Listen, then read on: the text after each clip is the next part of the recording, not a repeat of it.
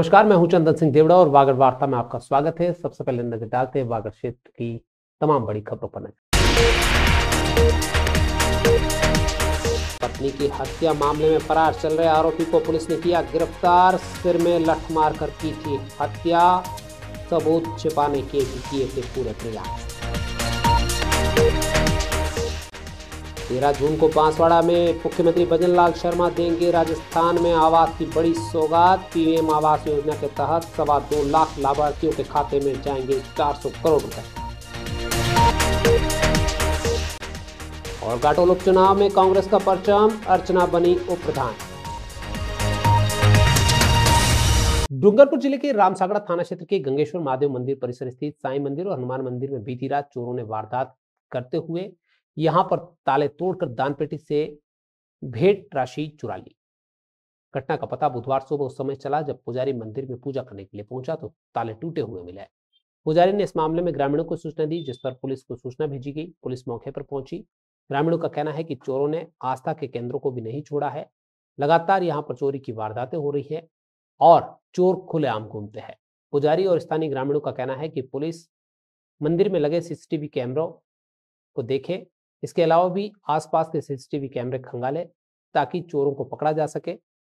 बीती रात को बिजली नहीं होने के चलते कैमरों में कुछ रिकॉर्ड नहीं हो पाया, इससे भी बड़ी समस्या पैदा हुई है। ग्रामीणों का कहना है कि कई बार चोर बिजली आपूर्ति ठप होने का फायदा उठाते हुए चोरी की वारदातों को अंजाम दे रहे हैं। ऐसे में पुलिस रात्रि गश्त को बढ़ाए और चोरों को गिरफ्तार करे। आज गंगेश्वर महादेव मंदिर रामरियाड़ा में नीचे हनुमान मंदिर व साईं बाबा मंदिर में पेटी के ताले तोड़कर 15 से करीब 20,000 की रुपये ले गए चोर। फिर थाना अधिकारी को हमने फ़ोन से अवगत कराया। थाना अधिकारी मौके पर मैं जाते के साथ आए। अभी पुलिस का गश्त बढ़ाने की अति आवश्यक है। श्रीमान एसपी साहब से निवेदन करते हैं। डूंगरपुर जिले की 84 थाना पुलिस ने पत्नी की हत्या के मामले में फरार चल रहे आरोपी पति को गिरफ्तार कर लिया है। पूछताछ के बाद उसे कोर्ट में पेश किया, जहां से उसे न्यायिक परीक्षा में भेज दिया गया है। आरोपी पति ने वारदात के बाद शव को चारपाई पर लिटाकर खून के निशान तक धो दिए थे ताकि किसी को शक न हो। पत्नी की हत्या के मामले में फरार चल रहे आरोपी पति को गिरफ्तारी करने के बाद सामने आया कि 7 जून को प्रार्थी शंकर यादव ने जो रिपोर्ट दी थी, जिसमें कहा गया था कि उसकी बहन कमला के साथ उसका पति देवीलाल यादव आए दिन शराब पीकर मारपीट करता था।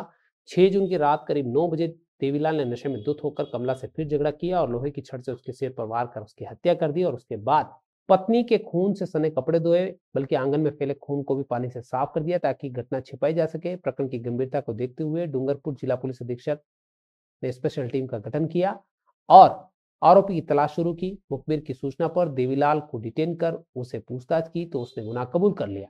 उसने लठ से सिर पर वार कर पत्नी को मारा था और बाद में सारे सबूत मिटाने की पूरी कोशिश की थी।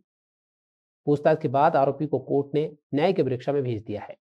रिपोर्ट में उसके द्वारा बताया गया है कि उसके जीजाजी देवीलाल आए दिन उसे शराब पीकर मारपीट करते थे और 6 तारीख की रात्रि को भी उसके साथ मारपीट करी है और उसके सर पर सरिया मारा, जिससे उसकी मौत हो गई। रिपोर्ट प्राप्त करके उस पर हत्या का प्रकरण दर्ज किया गया, गठित की गई तथा प्रकरण का अनुसंधान प्रारंभ किया गया। अनुसंधान से देवीलाल पिता हुक्का यादव द्वारा हत्या करना पाया गया, जिस पर देवीलाल को डिटेन कर उससे पूछताछ की गई तो उसने हत्या करना कबूल किया। बांसवाड़ा के घाटोल पंचायत समिति के उप प्रधान पद के उपचुनाव बुधवार को शांतिपूर्ण तरीके से संपन्न हुए। मतगणना की प्रक्रिया घाटोल पंचायत समिति के सभागार में रिटर्निंग अधिकारी और एसडीओ अंकित सामरिया की निगरानी में हुई। यहाँ पर कांग्रेस का परचम दिखा। अर्चना यहाँ पर उप प्रधान बनी है।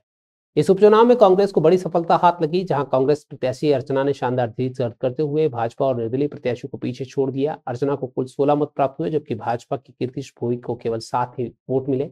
वहीं निर्दलीय प्रत्याशी को 4 मतों से संतोष करना पड़ा। चुनाव परिणाम की औपचारिक घोषणा के साथ ही रिटर्निंग अधिकारी ने विजयी प्रत्याशी अर्चना को प्रधान पद की शपथ दिलाई, निर्वाचन प्रमाण पत्र प्रदान किया। जीत की घोषणा होते ही कांग्रेस कार्यकर्ताओं ने जबरदस्त उत्साह दिखाया। कार्यकर्ताओं ने मिठाइयां बांटी, विजयी उम्मीदवार को फूल मालाएं पहनाई और पूरे परिसर में आतिशबाजी की गई। बांसवाड़ा जिले में भीषण गर्मी ने बुधवार को 9 तपा का रिकॉर्ड तोड़ते हुए आमजन का हाल बेहाल कर दिया है। सुबह से ही सूर्य आग बरसाता हुआ नजर आया। दोपहर 4 बजे तक तापमान 42 डिग्री सेल्सियस तक पहुंच गया है।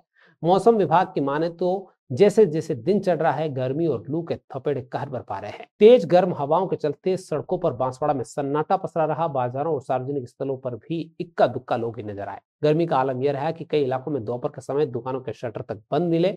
मौसम विभाग की चेतावनी मिली है कि आमजन बहुत जरूरी हो उस वक्त ही दोपहर के समय बाहर निकले, और बाहर निकले तो सर और मुंह ढका हुआ हो। शीतल पेय पदार्थ खूब पिए। मौसम विभाग ने चेतावनी जारी की है कि लू से बचने के लिए तमाम सावधानियां बरतें। बच्चों और बुजुर्गों का विशेष ध्यान रखा जाए। प्रदेश के मुख्यमंत्री भजनलाल शर्मा 13 जून को बांसवाड़ा आएंगे। वो प्रदेशवासियों को प्रधानमंत्री आवास योजना के तहत बड़ी सौगात देंगे। यह कार्यक्रम बांसवाड़ा के कॉलेज ग्राउंड में होगा। सीएम भजनलाल शर्मा राज्य के 2.25 लाख लाभार्थियों के खाते में सीधे 400 करोड़ रुपए की राशि ट्रांसफर करेंगे। प्रधानमंत्री नरेंद्र मोदी के उस विजन का हिस्सा है जहां पर हर गरीब के सिर पर खुद की छत हो, हर गरीब का अपना आवास हो। इसी दिशा में राजस्थान सरकार अब एक अहम कदम बढ़ा रही है। कार्यक्रम के दौरान जिन लाभार्थियों के आवास पूर्ण हो चुके हैं उन्हें मुख्यमंत्री मंच से सांकेतिक रूप से चाबियां सौंपेंगे। बांसवाड़ा जिला इस आयोजन में सबसे ज्यादा लाभार्थियों वाला जिला बनकर उभरा है। इस भव्य आयोजन में बड़ी संख्या में लाभार्थी और जनप्रतिनिधि मौजूद रहेंगे। बांसवाड़ा सदर थाना क्षेत्र के कुपड़ा पुल के पास बुधवार को एक सड़क हादसे में युवक की मौत हो गई। मृतक की पहचान सुंदर गांव निवासी गोविंद पुत्र दलीप के रूप में हुई है। पुलिस ने मृतक का पोस्टमार्टम कराकर शव परिजनों को सौंप दिया है। जानकारी के मुताबिक गोविंद अपनी बाइक से बोरवट से अपने गांव लौट रहा था, तभी सीमेंट पाउडर से भरे तेज रफ्तार बॉयलर ट्रक ने उसे टक्कर मार दी। टक्कर इतनी जबरदस्त थी कि बाइक 2 टुकड़ों में बट गई। गोविंद ने मौके पर दम तोड़ दिया। हादसे की सूचना के बाद पुलिस मौके पर पहुंची, शव को कब्जे में लिया और मोर्चरी में रखवाया। पुलिस ने परिजनों की रिपोर्ट पर वाहन चालक के खिलाफ मुकदमा दर्ज कर लिया है और पोस्टमार्टम के बाद शव परिजनों को सौंप दिया है। कल शाम को 9:15 बजे एक्सीडेंट हुआ था। गोविंद करके व्यक्ति है, वो मोटरसाइकिल लेके आ रहा था, निजी गाड़ी से गया हुआ था, वहां से अपने घर जा रहा था।